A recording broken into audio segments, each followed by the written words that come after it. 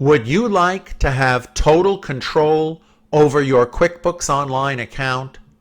Well, then you should learn how to adjust the QuickBooks Online account settings.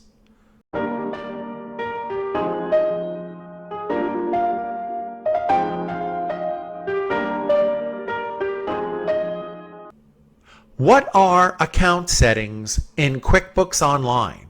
Well, you could call them the defaults, the options, the preferences. In short, they're the automatic behavior of your QuickBooks Online account until you specifically change the behavior by adjusting the settings. Now, as promised, the first setting we will adjust will be changing the view to Accountant's View from Business View and back again. And the way to do that is to open the cogwheel that we spoke about in the previous video. And once you open up that menu, you can see down here is the place to click to switch to Accountant's View from Business View. In my case, QuickBooks Online chose to give me Business View instead of Accountant's View when I first created this account. But to fix it, I click the cogwheel, come down here, and click Switch to Accountant View. In a few seconds, you will see that the left panel has changed to choices that are written out much more clearly. Again, you could click the cogwheel and switch back to Business View if for some reason you prefer that. But during the course, we will be staying in Accountant's View because it is easier and more clear to find the choices on the left. All the other settings we will adjust come from the Account Settings window that you can open up from the cogwheel and going to the most left column in the cogwheel main menu choice. Once you click that window, you will see all the other available settings. For example, let's track expenses by customer job.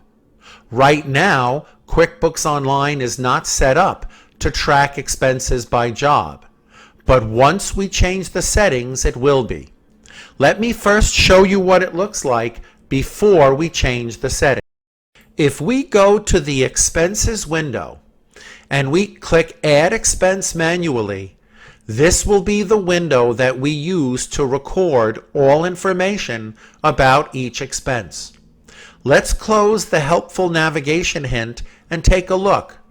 We see that we have a field to enter each piece of information about each expense, and we will record expenses later.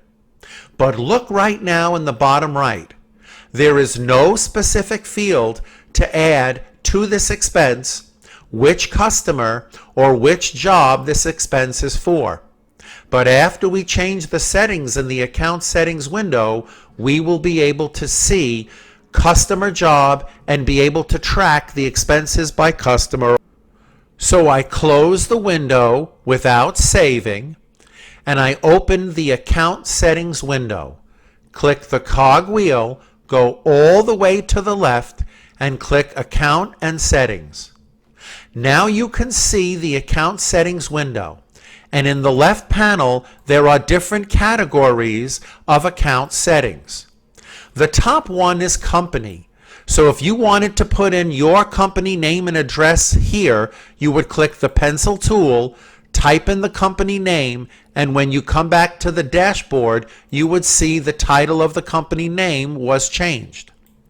If you open the Account Settings window and you go to the left panel and click Expenses, you get 3 sections in the Account Settings category of expenses. This top section is where you can activate tracking expenses by customer or job. You have to click the pencil tool on the right to be able to edit any section, and then all you have to do is click the button Track Expenses and Items by Customer. You have to save your settings by clicking the Save button in the section of the setting that you changed. After that, you have to exit the Account Settings window by clicking Done. Now let's check if the setting was changed. We go back to expenses, add expense manually, and now when we look in the bottom right, we can see that there is a new field added to the expense window, a field where we can input the customer name to track expenses by customer. And that's one example of changing the settings in the account settings window. Every company must use the account settings window at least once to put in their physical address. Let's imagine this is Vonda's business address. So what do? We click the cog wheel, we click Account and Settings. The category of settings is Company, and where it says Company Name, we can click the pencil and we can type it in properly.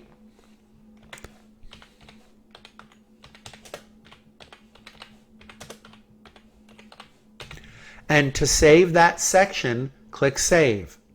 Now, you go to Company Address and click the pencil tool. Here's the miraculous thing. Every address in the world is automatically on this list. So if you just type in the first few digits of the address and maybe even a little bit of the street name, you will be able to choose your address from the list of addresses, and you won't even have to type it in.